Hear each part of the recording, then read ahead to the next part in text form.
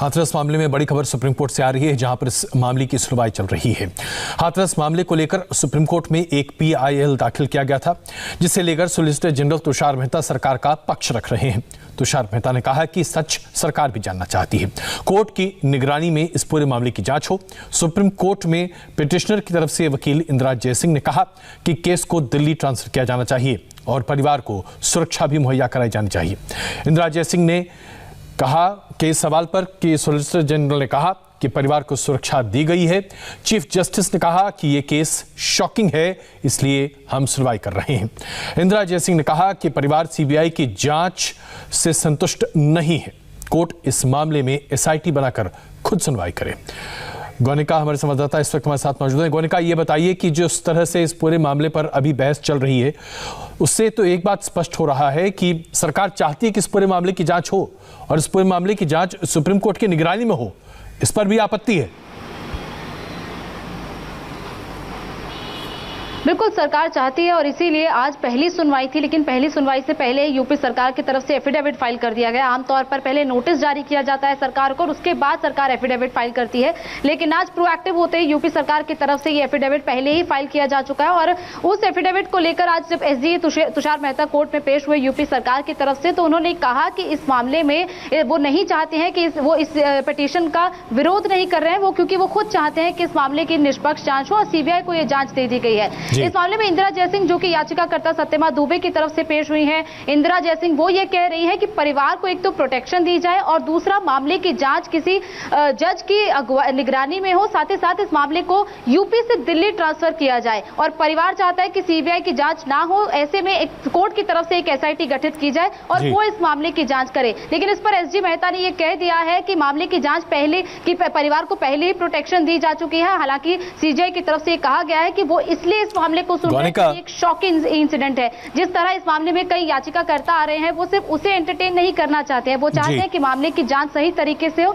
और एक वकील का नाम भी मांगा गया है, वो कह रहे हैं कि आप एक सीनियर और एक जूनियर एडवोकेट का नाम हमें दें और उसके बाद हम देखेंगे कि इस मामले में क्या करना है। मैं यही जानना चाह रहा था आपसे कि ये जो वकील के नाम की मांग की गई है सुप्रीम कोर्ट के द्वारा, ये किस संदर्भ में किया गया है? क्या ये माना जा रहा है कोर्ट के द्वारा कि परिवार एक अच्छा वकील खुद अपने लिए नहीं रख सकता और इसलिए कोर्ट की तरफ से मुकर्रर किया जाएगा एक बढ़िया नामदार वकील जो कि इस पूरे मामले की पैरोकारी करेगा?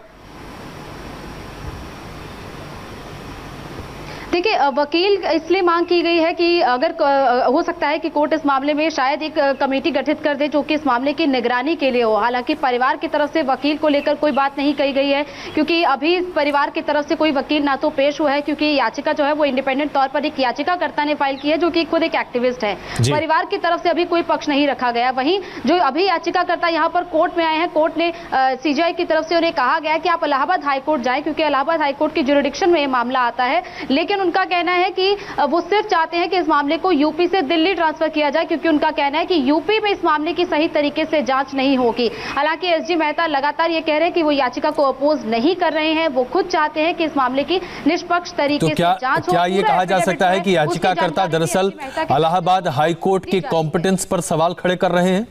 क्या वो मानते हैं कि इलाहाबाद हाईकोर्ट के जज की निगरानी में अगर जांच होती है तो ये निष्पक्ष नहीं होगी?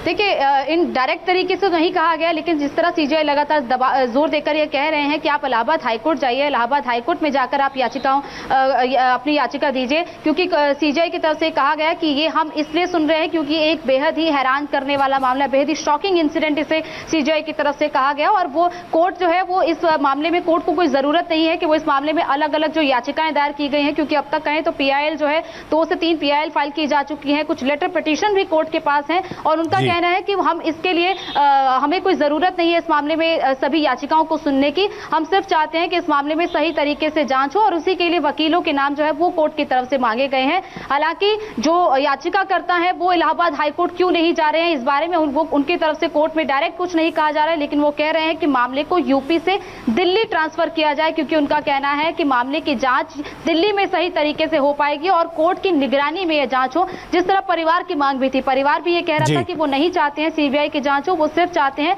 कि कोर्ट की निगरानी में एक न्यायिक जांच इस मामले की हो। गौनिका, अब अगर हम उस हलफनामे की बात करें जो उत्तर प्रदेश की सरकार ने दाखिल किया है सुप्रीम कोर्ट में, उस हलफनामे में साजिश के तार बड़े पैमाने पर सामने रखने की बात कही गई है। कहा गया है कि कुछ संगठन जानबूझकर उत्तर प्रदेश में सांप्रदायिक और उसके साथ साथ जातीय हिंसा फैलाने के लिए एक बड़ा तानाबाना रच रहे थे। उसके तमाम तरह की बातें सामने रखी गई हैं। तो क्या ये माना जाए कि उत्तर प्रदेश की सरकार इसे लॉ एंड ऑर्डर का एक बड़ा मामला मानती है और उस आधार पर कार्रवाई की गई है? बिल्कुल, कोर्ट की उत्तर प्रदेश सरकार की तरफ जो एफिडेविट फाइल किया गया उसमें एसजी मेहता ने भी कहा है कि किस तरह इस मामले को एक अलग ही नैरेटिव देने की कोशिश की जा रही है। एक रिपोर्टर का एक ऑडियो लीक हो रहा है जो परिवार को कुछ अलग ही सलाह दे रहा है। अभी जो कोर्ट की तरफ से अपडेट आ रहा है उसमें हम आपको बता दें कि एसजी मेहता कह रहे हैं कि सभी विटनेसेस को प्रोटेक्ट किया गया है और इसी को लेकर अब कोर्ट सीजीआई ने कहा है कि हम इस चीज को ऑन रिकॉर्ड चाहते हैं कि सभी विटनेसेस को प्रोटेक्ट किया गया है, फैमिली को पूरा प्रोटेक्शन दिया गया है। ये बात आप ऑन रिकॉर्ड दें, जिस पर एसजी मेहता ने कहा है कि कल इसकी जानकारी कोर्ट को, कल इसके बारे में ऑन रिकॉर्ड कोर्ट में सबमिट कर दिया जाएगा। और अभी क्योंकि परिवार, सीजीआई का कंसर्न यही है कि क्या परिवार के पास एक वकील है, उसको लेकर अब एसजी मेहता से पूछा गया है कि क्या परिवार के पास वकील है। अगर परिवार के पास वकील नहीं है तो इसकी जानकारी दी जाए, क्योंकि इलाहाबाद हाईकोर्ट में भी इसकी सुनवाई 12 तारीख को होनी है। ऐसे में अगर वकील नहीं है तो हम चाहते हैं कि उन्हें एक वो सही तरीके से अपना केस लड़ पाएं और एक वकील उन्हें मुहैया करवाया जाए ताकि उनके लिए पूरी तरीके से, सही तरीके से रेलिवेंट हो पाए कि वो अपनी बात जो है वो कोर्ट में एक वकील के जरिए रख पाए। बिल्कुल गौनिका, ऐसा पहले भी कई बार हुआ है जब अदालत ने खुद ही वकील मुकर्रर किया है और एमआरएस क्यूरी जब आमतौर पर नियुक्त किए जाते हैं तो बहुत ही एमिनेंट चेहरे होते हैं। हम कुछ अटकलें लगा सकते हैं क्या कि ऐसे कौन से नाम सामने आ सकते हैं?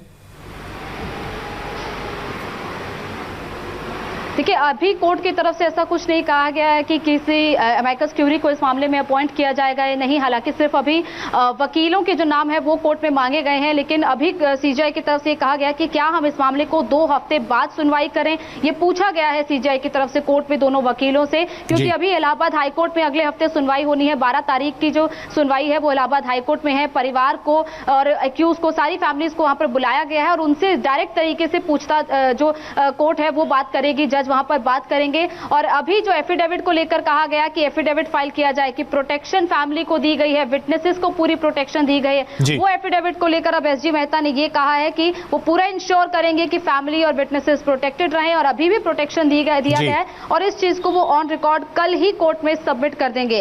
अब इस बारे में जिस तरह कोर्ट लगातार ये कह रही है कि एसजी ने ये कहा जी, जैसे जैसे और अपडेट आता है हम आपके पास दोबारा आते हैं इस पूरे मामले के ताज़ा अपडेट के लिए। लेकिन